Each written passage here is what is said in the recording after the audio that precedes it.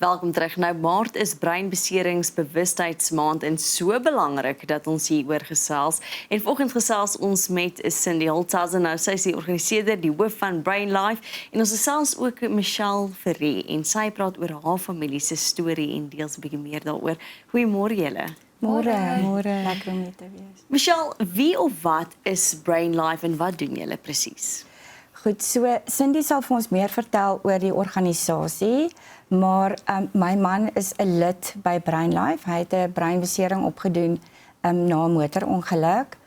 En my invalshoek vir breinbeseringsmaand is juis om eintlik bietjie lig te laat werp op dit wat die gesinne meemaak wat 'n geliefde het met 'n breinbesering, en dit wat Brain Life vir ons beteken is juis dit dat ons geliefdes kan soontoe gaan vir terapie. Cindy kan meer vir julle daarvan vertel.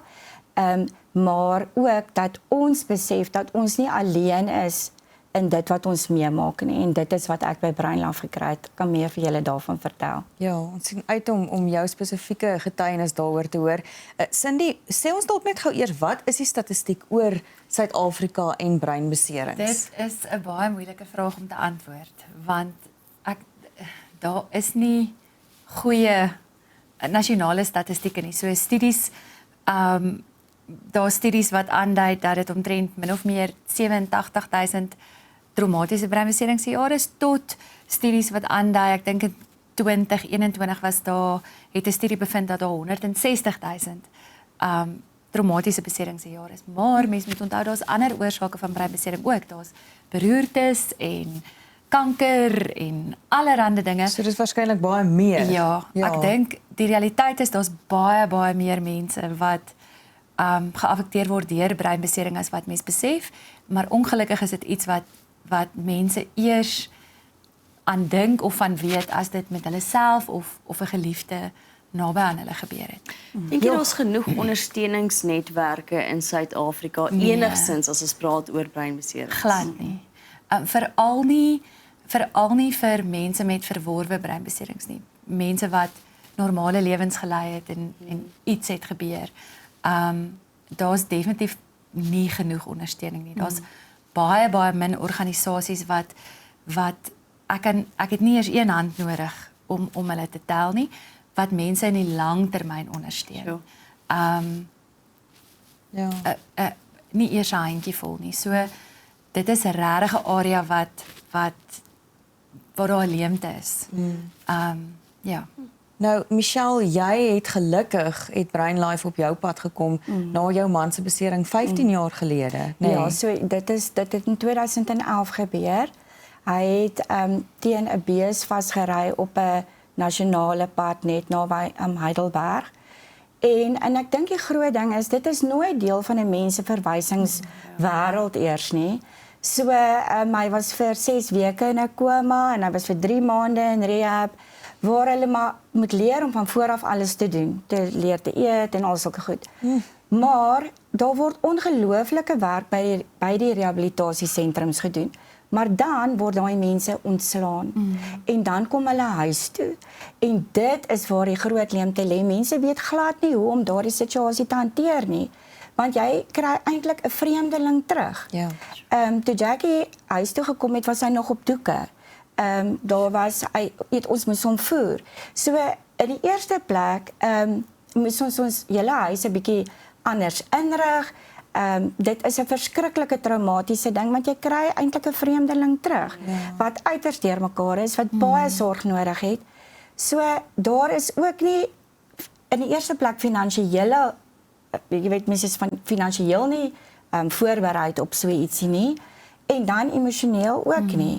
En dit is waar die groot leemte lê. Daar's nie 'n standhoudende ondersteuningsnetwerk om gesinne te help om dit te hanteer nie. Ja. En selfs aan die mediese kant, niemand sê vir 'n mens wat om te verwag nie.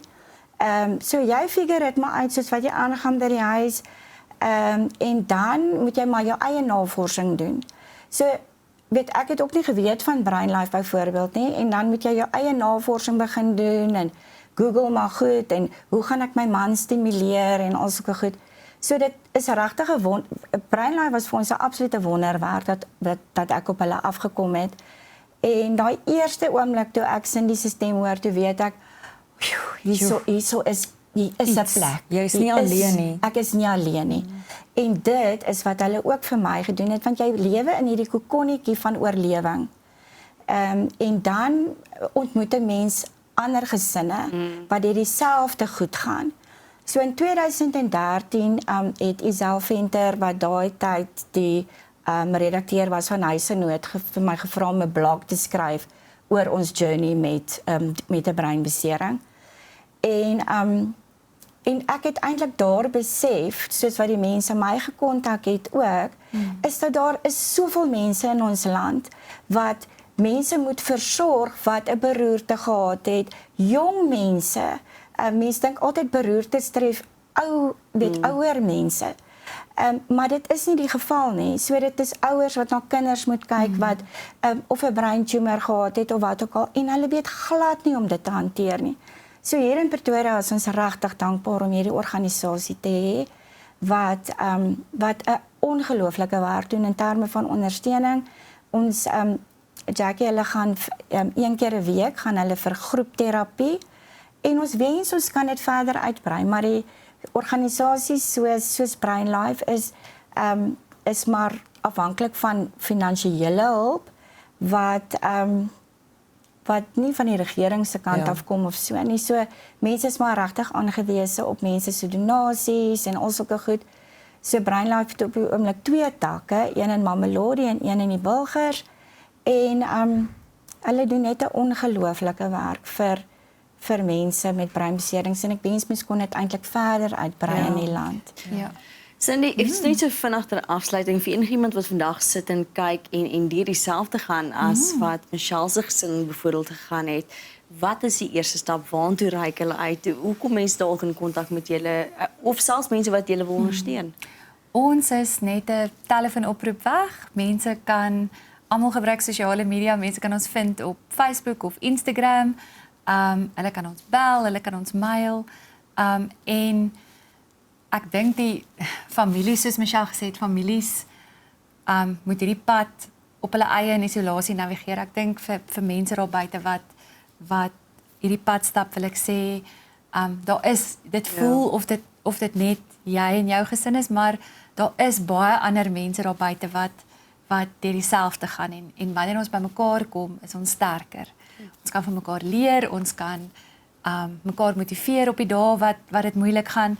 So reik uit. Daar's nie baie organisasies wat werk aan die langtermynondersteuning nie.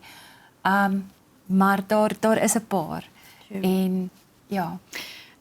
Dankie vir dit wat Brain Life doen en die ongelooflike werk wat julle doen om soveel mense se hande sterker te maak en te ondersteun. En Michelle, dankie dat julle julle storie deel, julle getuienis van waar julle is en die hulp wat julle gekry het. Ek dink dit maak die las vir ander mense daar buite of nie weet waartoe om te reik nie soveel ligter. So dankie dat julle ook so openlik daaroor praat en dat julle julle storie volgens kom deel. Dit ons verleer tyd. Dankie. Daar is altyd hulp, reik net uit. Dit was so 'n mooi getuienis van Michelle Ferreira en dan Cindy Holthuizen natuurlik van Brain Life. Bly geskakel net tyd, net na se tyd vir nuus.